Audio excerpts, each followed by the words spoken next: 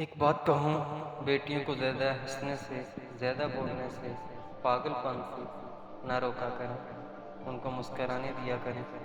اگر سارا گھر سر پہ بھی اٹھا لیں تو بھی کچھ نہ کہا کریں۔ بھائیوں کے ساتھ مذاق کریں، لڑائی جھگڑا کریں تو بھی کرنے دیں۔ مقدر کے کھیل بڑے انوکھے ہوا کرتے ہیں۔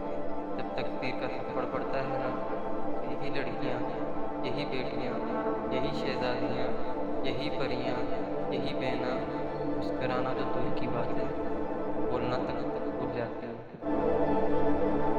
وقت کا کچھ نہیں پتہ ہوتا جو ان کے وجود سے خوشیاں نچوڑ کر لے جاتا ہے